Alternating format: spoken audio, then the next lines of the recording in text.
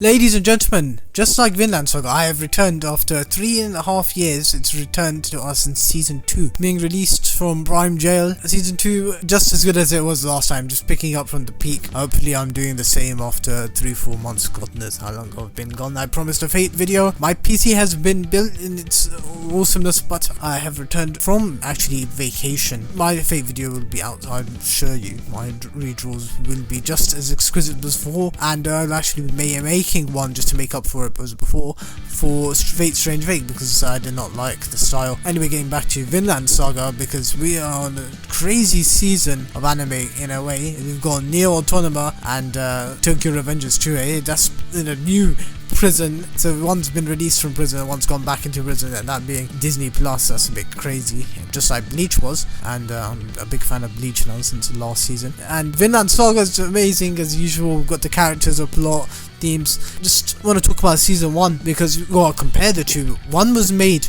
by Studio Wit, which has gone down the shitter in terms of its not quality but its finances. It's been bankrupt and all thanks to its parent studio, and it's really been disappointing in that regard. However, it's been producing quality work just as usual and expected of Wit, and Mappa have been able to recapture what it was able to produce before in terms of Vinland Saga Season 1.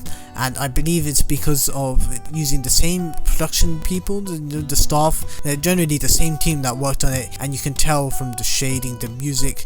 Though I'm not a big fan of some of the themes that we used because they were very impactful to me when they were barely used in the first season. Who knows, hopefully they don't use it again too much this season. But definitely felt just like Vinland Saga, getting straight into the brutal world, just the death, just the helplessness and war, and how cruel people are, just that is so normal to them as well. And season 1 was just amazing for the characters, the plot in general, just how it introduced the world through a kid's eyes, and a father that was on top of the wall in terms of being the best, the legend, and died a legend in that boy's eyes and those who slayed him. And his legend may die, but a new one will be born through the child, and it's a legend we've been watching quite on our edge of our seats. Characters have gone, new ones have been coming in within season 2. Legends to us with this Norse mythology, because the Vikings, these were real characters. That's the thing when it comes to Vinland Saga, they use real in-world people or legends such as Thorfinn, Thorkel the Tall, and it's really cool because if you watch like Viking and stuff, I haven't myself, but I hear from other people, so it's really cool to know a bit of stuff because you watched a bit of anime. And Thorfinn, he's been just on it ever since season 1, and then at the end of it, even though he'd become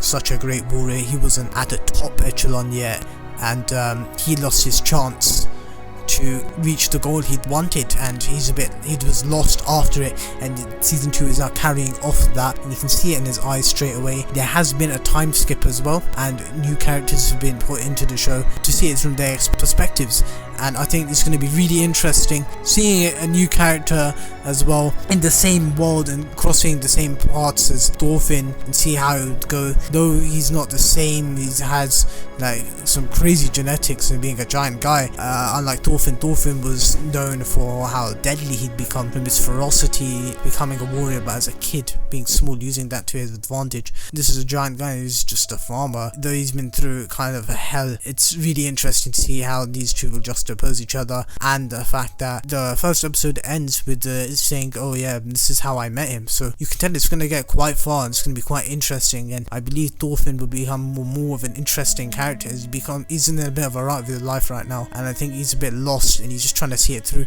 And there's all these other mini plots going on which were amazing, such as the fisherman, forgot it for now, but he's meant to be one of the great adventurers and finds Vinland or whatsoever. I think it's been done really well. Just love what we were able to do with the animation before, the character writing being brought onto the screen like that, the themes, the truest themes just being brought to us, and we're seeing that again. And because of that consistency, I can say for a fact that Vinland Saga will most likely become already anime of the year just within the second week of this year. We've already got something like that, and that's a bit crazy. We got Demon Slayer, Neo Autonoma is I'm going to do a video on that. Jujutsu Kaisen, and AOT, which is most likely going to fail from the ending unless it's been rewritten, which would explain why it's actually taking longer to produce, which would be most interesting, and I hope they actually fix it. The actual writer, mangaka, he was crying, I think, when he was talking about it in public. Demon Slayer would be carried by the animation and action as usual, which is not an awfully bad thing, because if I'm still enjoying it, it's pretty good. It should become like third, maybe in Jujutsu Kaisen, maybe second, or I'd prefer Demon Slayer over it. So I think there's not too much competition when it comes to the quality,